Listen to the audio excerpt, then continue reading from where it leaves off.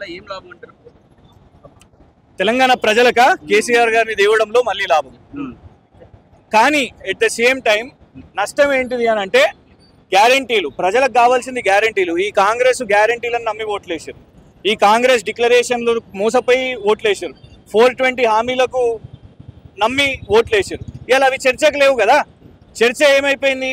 పొద్దున్న లేస్తే అగో కేటీఆర్ గారి మీద విచారణ అంట, అగో హరీష్ రావు గారి మీద కేసు అంట, అగో బీఆర్ఎస్ పలానా ఎమ్మెల్యే కౌశిక్ రెడ్డి గారు, జగదీష్ రెడ్డి గారు, వీళ్ళు వాళ్ళు అరెస్ట్ అంట. ఇలా రోజుకొక మాట చెప్పి గడిపేస్తున్నారు. సంవత్సరంన్నర ఎంక్వైరీలతోని తప్పుడు కేసులతోనే అయింది. ఈ సంవత్సరంలో మీ ఎన్ని డిక్లరేషన్లు అయినాయి? మీ 420 హామీలో కనీసం 20 హామీలన్నా చేసిరా? నిన్న చూసినాం కదా. ఇవాళ చూడండి, ఇవాళ దేశం మొత్తం జాతీయ మీడియా నిన్న మాట్లాడుకుంటుంది, తూతూ అంటుంది. బస్ పాస్ పిల్లల మీద మీరు ధరలు పెడతారా? జనరల్ బస్ పాస్లు, స్టూడెంట్ బస్ పాస్లు పెంచుతారా? చేసిన నువ్వు ఒక్క స్కీమ్ ఉచిత బస్ అని చెప్పుకొని దాంట్లో కూడా నువ్వు ధర పెంచినావు. కానీ ఇవాళ మనం అది మాట్లాడుతున్నావా? లేదు. ఎందుకు? ఇలా కేసీఆర్ గారి విచారణ వచ్చింది. ఇట్లా ప్రతి ఒక్క అంశం మాట్లాడదామంటే కేటీఆర్ గారి మీద కేసు, కేటీఆర్ గారి ఇంట్లో విచారణ, లేకపోతే హరీష్ రావు గారు. నిన్న హరీష్ రావు గారిది ఏమైంది? తప్పుడు కేసు అని హైకోర్టు కొట్టేసింది. సో ఇవాళ కేవలం రాజకీయ కక్షతోని విచారణలు చేపడుతున్నారు. దీంతో అబ్సల్యూట్లీ ఏం లేదండి. ఒకటేంటిదంటే ఒకటి నంబర్ 1, ఇది జ్యుడిషియల్ కమిషన్ కాదు, ఇది కాంగ్రెస్ పార్టీ అపాయింట్ చేసిన కమిషన్. జైలు కేసీఆర్ గారికి కొత్తనా? రేవంత్ రెడ్డి గారు 50 లక్షలు ఇస్తూ అడ్డంగా దొరికారు. తెలంగాణ ఉద్యమ కేసు ఇది కరప్షన్ కేసు అని ఎవరు తెలిసిండ్రు? కాంగ్రెస్ పార్టీ రాజకీయ పార్టీ. కాంగ్రెస్ పార్టీ రాజకీయ పార్టీ. కాంగ్రెస్ పార్టీ మంచి చెప్పుకోలేదు ఓట్లు అడగడానికి. మేము 2500 హామీ ఇచ్చినాం, మాకు హైదరాబాద్ వాళ్ళు ఓటేయండి. మేము హైడ్రాన్ తెచ్చినాం, మాకు హైదరాబాద్ వాళ్ళు ఓట్లు వేయండి. మేము మూసీ తెచ్చి ఇల్లు కూల్చివేసి డిపిఆర్ రాకముందే ఇల్లు కూల్చేసినాం, మాకు ఓట్లు వేయండి. మేము తులం బంగారం ఇచ్చేసినాం చెప్పగానే మాకు ఓట్లు వేయండి. చెప్పేటట్టు ఉన్నదా? లేదు కదా. అందుకే నెగిటివ్ అజెండా. కేసీఆర్ గారు ఇట్లా చేసిర్రట, కేటీఆర్ గారు ఇట్లా చేసిర్రట. ఇవాళ నీకు ఇవన్నీ కూడా సంవత్సరంన్నర కంటే ముందు తెలియదా? కాళేశ్వరం ఇవాళ నీళ్లు మనం తాగుతున్నాం, నీటి ఇబ్బంది లేదు. ఏ ప్రాజెక్ట్కి వెళ్ళి తాగుతున్నాం? ఏడికెళ్ళి నీళ్ళు వస్తున్నాయి? కాళేశ్వరం నుంచి కాదా? ఎస్ఆర్ఎస్పి ఖతమైపోయిన పరిస్థితి, దాన్ని స్థిరీకరణ చేసింది కాళేశ్వరం కాదా? తుంగతుర్తి వరకు ఇవాళ పోతుంది కాళేశ్వరం నీళ్లు, మరి అది మెయిన్ చేసింది కాదా? పాలమూరు రంగారెడ్డి ప్రాజెక్టు సంవత్సరంలో నువ్వు కట్టేసినావా? పోయి మొన్న రివ్యూలు చేసినావు కదా 90% అయిందని. మరి ఎవరు చేపట్టి అయింది? అది కేసీఆర్ గారి ప్రభుత్వమే కదా. మరి వాళ్ళు ఇన్ని చేపట్టిన తర్వాత నువ్వు అది మాట్లాడాల్సిన అవసరం ఉన్నది. అసలు ఖర్చు పెట్టిందే 80,000 కోట్లు, 1,00,000 కోట్ల అవినీతి జరిగిందంట. ఇంకోటి చలో నువ్వు అన్నట్టే అవినీతి ఆరోపణ అని అనుకుందాం, మరి అందులో ప్రతి ఒక్క కాంట్రాక్టర్ని కూడా విచారణకు పిలవాలి కదా. ఫస్ట్ పొంగులేటి శ్రీనివాసరెడ్డి గారిని కూడా పిలవాలి కదా. మరి పొంగులేటి శ్రీనివాసరెడ్డి గారికి కూడా అందులో 1,000 కోట్ల కాంట్రాక్ట్ వాళ్ళ కంపెనీ రాఘవ కన్స్ట్రక్షన్స్కి వచ్చింది కదా. మరి ఎందుకు ఆయన పిలవలే? చలో ఇంకోటి రీడిజైనింగ్ అనే ఆరోపణ వేసినావు. 3 సబ్ కమిటీ 3 మంత్రులు సంతకం పెట్టిర్రు. హరీష్ రావు గారిని పిలిచినావు, వచ్చిండు, సమాధానం చెప్పిర్రు, వెళ్ళిర్రు. ఈటల రాజేందర్ గారిని పిలిచినావు, వచ్చిండు, సమాధానం చెప్పిర్రు, వెళ్ళిర్రు. మరి తుమ్మల నాగేశ్వరరావు గారిని ఎందుకు విలువలేదు నువ్వు? తుమ్మల నాగేశ్వరరావు గారికి నువ్వు నోటీస్ ఇవ్వాలి కదా, ఆయన కూడా member of that sub committee కదా. అంటే ఇక్కడ రాజకీయంగా కేసీఆర్ గారిని డ్యామేజ్ చేయాలి. నీ కాంగ్రెస్ మంత్రులైన పొంగులేటి శ్రీనివాసరెడ్డి గారు, తుమ్మల నాగేశ్వరరావు గారిని కాపాడుకోవాలి. దీంతోనే అర్థమవుతున్నది. ఎస్ఎల్బీసీ టన్నెల్ మీద విచారణ ఏమన్నా అయిందా? కనీసం ఏమన్నా సిఐడియో, సిబిఐయో, హైకోర్టు ఏమన్నా అయిందా? 8 మంది చనిపోయారండి. ఇవాళ 6 శవాలు దొరకలేదు.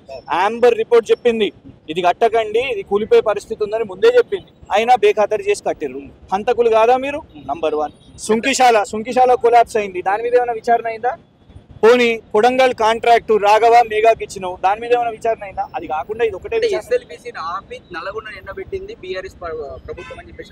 ఎందుకు ఆపినామో మేము చెప్తున్నాం కదా. ఇది జరుగుతుందని కేసీఆర్ గారి ప్రభుత్వానికి తెలుసు కాబట్టి ఆపిర్రు. ప్రాణాలు ముఖ్యం కదా. అందులో ఆ రోజు 50 మంది పోతుండే, 55 మందా అంతమంది అక్కడ లోపల స్టాఫ్ ఉండేవాళ్ళు. వాళ్ళందరూ బయటికి ఉరికొచ్చారు. పాపం 8 మంది అధికారులన్నీ సిక్కిపోయారు. మరి దాని హత్యకు కారణం ఎవరు? హత్యనే, అది బరాబర్.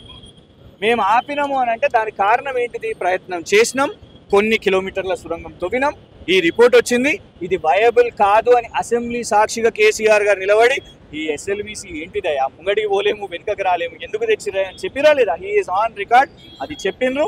చెప్పినట్టే జరిగింది. అంటే దేశ ప్రధానమంత్రి కూడా ఇది కాళేశ్వరం అనేది కేసీఆర్ ఫ్యాన్ గలపుల ఫ్యాన్ ఏటీఎం లా మారిందని చాలా సందర్భాలు చెప్పారు. అంటే దేశ ప్రధానమంత్రి కూడా అన్ని కూడా ఐడియా లేదంటారు. దేశ ప్రధానమంత్రి గారు ఏ సమయాన్ని వచ్చి చెప్పారో నాకు కొంచెం చెప్పండి. ఎలక్షన్ టైంలో ఎలక్షన్ లాభం రావాలంటే ప్రచారం చేయాలి కదా.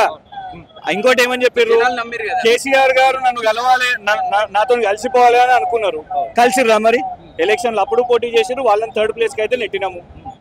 కలవలేదు కదా. ఇవాళ కూడా పోటీ చేస్తాం, రేపు కూడా పోటీ చేస్తాం. సో ప్రధాని గారు కూడా వచ్చి అవినీతి నమ్మినట్టు జనాలు నమ్మిరు కదా. కాంగ్రెస్ వాళ్ళు చెప్పినా లేదా బీజేపీ చెప్పినా చూడండి, దాన్ని ఎట్లా ప్రొజెక్ట్ చేస్తారో అట్లా చెప్తారు. రేపు పర్మనెంట్ గా అయితే అది ఉండదు కదా. ప్రజలు కూడా చూస్తారు ఈ ఆరోపణ ఏమన్నా ఆధారం ఉందా, నిరాధారమైందా. దాని తర్వాత ఆధారాలు లేని ఆరోపణ అని అంటే ఖచ్చితంగా రేపు ప్రజలే వీళ్ళకు గుణపాఠం చెప్తారు. ప్రజలు అల్టిమేట్ గా ఏం కోరుకుంటారు, నువ్వు ఇచ్చిన హామీలు పూర్తి చేయాలని. అది కాకుండా నువ్వు కేసులు కేసులు కేసులు అనుకుంటూ పోతే ప్రజలే దింపేస్తారు. కాళేశ్వరం కరెంటు బిల్లులు ఎక్కువైపోతున్నావా? మీరు పెట్టిన ఎక్స్పెండిచర్ మొత్తం దానికి 10,000 కోట్లు అవుతున్నాయేమో ఖర్చు ఉండేది సంవత్సరానికి ఏమని చెప్పుకున్నారు, మీరు ఏమంటారు? బ్రదర్, మీ సంగతి నాకు తెలియదు కానీ నాకైతే తెలుసు 2014 కంటే ముందు మా ఇంట్లో బ్లూ కలర్ డ్రమ్ ఉంటుండే. 2 క్యాన్లు మోసుకొని వచ్చి మేము మనకు స్కూటీలు ఉన్నా స్కూటర్లు ఉన్నా నీళ్లు తెచ్చుకొని పెట్టుకుంటుండే. వారం రోజులకి ఇంత నీళ్ళు సరిపడాలి. అలాంటి పరిస్థితి నుంచి కోవిడ్లో అందరం ఇళ్ళల్లో ఉన్నాం. కోవిడ్ అంటే ఏంటిది, చేయి కడుక్కోవాలి కలవగానే. అంత నీళ్లు పోయినా కూడా నీటి ఇబ్బందులు కాలే. ఎవరు చేపట్టి పోనీ కరెంటు, ముందు కరెంటు మనము హోంవర్క్ కంప్లీట్ చేసుకోవాలి, బట్టలు ఇస్త్రీ చేసుకోవాలి, ఫలానా ఈ టైమింగ్ అని మెన్షన్ చేసుకుంటుంటే కరెంటు కోతలు. అట్లాంటి కరెంట్ ఇబ్బందుల నుంచి దాటి వేసింది ఎవరు, కేసీఆర్ గారు. అలాంటి కేసీఆర్ గారు అన్ని సమస్యలకు పరిష్కారం. రాష్ట్రం చితికినా పడ్డా సరే కానీ అలాంటి ప్రాజెక్టులు చేయాలంటారు. ఇప్పుడు అట్లయితే మరి ఈ దేశం మొత్తాన్ని అందరు జైలు ఉండాలి. నరేంద్ర మోదీ గారు కూడా జైలు ఉండాలి. ఎన్ని లక్షల కోట్లు అయింది వాళ్ళ? 200లకు వచ్చేసిందా? 50 లక్షల కోట్లు 2014 నుంచి 200 లక్షల కోట్లకు అప్పు తీసుకొని వచ్చారు. మోదీ గారిని వేసేద్దామా మరి? లేదు, రేవంత్ రెడ్డి గారు ఒక్క సంవత్సరంలోనే నేను అసలు అప్పులే తీసుకున్నాను అన్నారు. 1,50,000 కోట్లు, 1,50,000 కోట్లు అప్పు చేసేసారు సంవత్సరంలో. మరి వాళ్ళకు ఆర్థిక ఇబ్బందులు. కేసీఆర్ గారు ప్రజల మీద ఇబ్బందులు పడనీయలేదు. ప్రజల మీద ఇబ్బందులు పడ్డాయా? ఇట్లా బస్ పాస్లు పెంచాలనేమో, లేకపోతే కరెంటు బిల్లులు పెంచాలను, లేకపోతే ఇంకేదో బిల్లులు పెంచాలను, లిక్కర్ ధరలు 15% పెంచాలను, ఇసుక ధర 1,200 నుంచి 2,000 అయింది. సో ఇది ఈ ప్రభుత్వ చాతగానితనం. కేవలం బురద చల్లడం మాత్రమే కానీ వాళ్ళకి సమయం ఉన్నది. ఈ 3 సంవత్సరాలైనా బుద్ధి తెచ్చుకొని ప్రభుత్వాన్ని నడిపియండి. ఆరోపణ ఏమన్నా ఆధారం ఉందా, నిరాధారమైందా. దాని తర్వాత ఆధారాలు లేని ఆరోపణ అని అంటే ఖచ్చితంగా రేపు ప్రజలే వీళ్ళకు గుణపాఠం చెప్తారు. ప్రజలు అల్టిమేట్ గా ఏం కోరుకుంటారు, నువ్వు ఇచ్చిన హామీలు పూర్తి చేయాలని. అది కాకుండా నువ్వు కేసులు కేసులు కేసులు అనుకుంటూ పోతే ప్రజలే దింపేస్తారు. కాళేశ్వరం కరెంటు బిల్లులు ఎక్కువైపోతున్నావా? మీరు పెట్టిన ఎక్స్పెండిచర్ మొత్తం దానికి 10,000 కోట్లు అవుతున్నాయేమో ఖర్చు ఉండేది సంవత్సరానికి ఏమని చెప్పుకున్నారు, మీరు ఏమంటారు? బ్రదర్, మీ సంగతి నాకు తెలియదు కానీ నాకైతే తెలుసు 2014 కంటే ముందు మా ఇంట్లో బ్లూ కలర్ డ్రమ్ ఉంటుండే. 2 క్యాన్లు మోసుకొని వచ్చి మేము మనకు స్కూటీలు ఉన్నా స్కూటర్లు ఉన్నా నీళ్లు తెచ్చుకొని పెట్టుకుంటుండే. వారం రోజులకి ఇంత నీళ్ళు సరిపడాలి. అలాంటి పరిస్థితి నుంచి కోవిడ్లో అందరం ఇళ్ళల్లో ఉన్నాం. కోవిడ్ అంటే ఏంటిది, చేయి కడుక్కోవాలి కలవగానే. అంత నీళ్లు పోయినా కూడా నీటి ఇబ్బందులు కాలే. ఎవరు చేపట్టి పోనీ కరెంటు, ముందు కరెంటు మనము హోంవర్క్ కంప్లీట్ చేసుకోవాలి, బట్టలు ఇస్త్రీ చేసుకోవాలి, ఫలానా ఈ టైమింగ్ అని మెన్షన్ చేసుకుంటుంటే కరెంటు కోతలు. అట్లాంటి కరెంట్ ఇబ్బందుల నుంచి దాటి వేసింది ఎవరు, కేసీఆర్ గారు. అలాంటి కేసీఆర్ గారు అన్ని సమస్యలకు పరిష్కారం. రాష్ట్రం చితికినా పడ్డా సరే కానీ అలాంటి ప్రాజెక్టులు చేయాలంటారు. ఇప్పుడు అట్లయితే మరి ఈ దేశం మొత్తాన్ని అందరు జైలు ఉండాలి. నరేంద్ర మోదీ గారు కూడా జైలు ఉండాలి. ఎన్ని లక్షల కోట్లు అయింది వాళ్ళ? 200లకు వచ్చేసిందా? 50 లక్షల కోట్లు 2014 నుంచి 200 లక్షల కోట్లకు అప్పు తీసుకొని వచ్చారు. మోదీ గారిని వేసేద్దామా మరి? లేదు, రేవంత్ రెడ్డి గారు ఒక్క సంవత్సరంలోనే నేను అసలు అప్పులే తీసుకున్నాను అన్నారు. 1,50,000 కోట్లు 1,50,000 కోట్లు అప్పు చేసేసారు సంవత్సరంలో. మరి వాళ్ళకు ఆర్థిక ఇబ్బందులు. కేసీఆర్ గారు ప్రజల మీద ఇబ్బందులు పడనీయలేదు. ప్రజల మీద ఇబ్బందులు పడ్డాయా?